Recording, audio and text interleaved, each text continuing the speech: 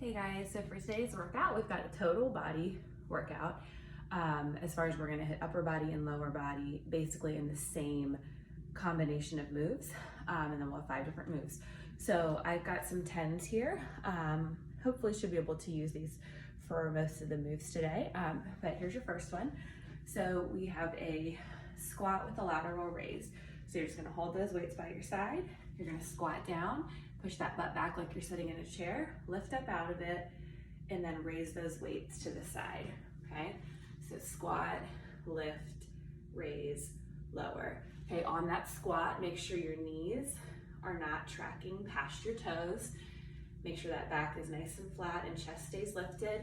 And on the lateral raise, make sure you're not coming above shoulder height, keeping a very slight bend in the elbow.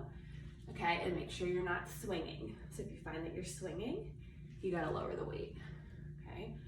But when you come up out of that squat, give a nice little squeeze at the top and the booty. All right, move 2. We're gonna go into a Romanian deadlift into a hammer curl, okay? So I'm gonna come at an angle here. Your legs are about shoulder width apart. Your wrists are facing towards your legs, all right? Nice, strong upper back and core.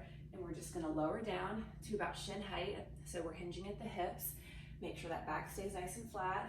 And then we lift up out of it, we're going into a hammer curl. So those weights are driving up toward the shoulder, lower back down. So that deadlift, lift out of it, hammer curl. Again, on that hinge, we're hinging at the hip.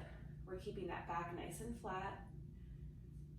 And only coming down to about shin height. We don't really have to go too much further.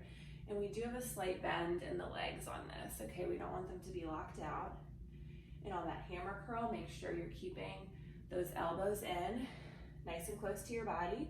Remember, your upper arm is not gonna really move on that hammer curl. Okay, that part stays stationary. It's that lower part of your arm that's doing the work. Well, not doing the work, but that's moving. Your biceps are move 3. We're gonna step out wide into a sumo squat now and go into an upright row. So again, your weights are kind of hanging in front of your legs here. Your wrists are facing towards your body. Your feet are angled at about 45 degrees outward. Nice wide stance, okay? So on that sumo squat, we just drop straight down and then we lift, little squeeze in the booty at the top, and then upright row. So on that squat, again, keep those knees safe. It's almost like you're just sliding your back down a wall. Okay, so that's how upright we want that back to stay. And then when you come into the upright row, the weight should not be going really above chest height. Okay, so right about at chest height, and those elbows drive straight out. So it's kind of like you're scraping those weights up along your body. Not literally, but you're just keeping it that close. Okay, again, squeeze the booty at the top. All right, for this 4th move, I'm actually dropping down on my weights a little bit. Not so much for the second part of the move, but for the first part. So we have a valley press into a calf raise. Calf raise, you can probably do heavier weight, but this valley press, we're gonna have those weights kissing together. Okay, elbows are kind of pointing out to the side. We drive the weights forward almost to get straight arms, but have a slight bend. Bring it back in and calf raise. So press out, in, up, down. Out, in, up, down. So take your time on the calf raise. You're raising up, okay, onto the balls of your feet.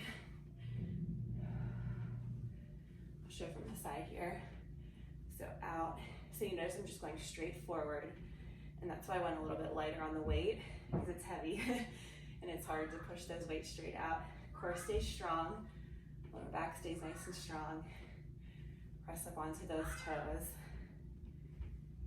and you're definitely gonna feel the burn in your arms. But take your time. I guess for the last move, we're coming down to the ground. We're gonna get a little full body action in here to finish off a nice core move. Hands are, weights are right under the shoulders. Okay, your hands are holding the weights. Heels pressing back, nice flat back from your heels down up to your shoulders. If you need to modify, you can come here, okay? But all we're doing is we're rotating open, reaching that weight high, coming back down, going to the other side. So you basically want to have a nice straight line from weight to weight. Okay, notice my feet are kind of rotating. I'm coming to the outer blade of one shoe and the inner blade of another shoe. And then we always rotate back to that nice strong plank, core squeezing. Now if you need to modify this, you can come down to your knees and you can kind of open up and extend that top leg to straight, and then the back leg just kind of bends and reaches back, okay? But make sure those wrists always line up.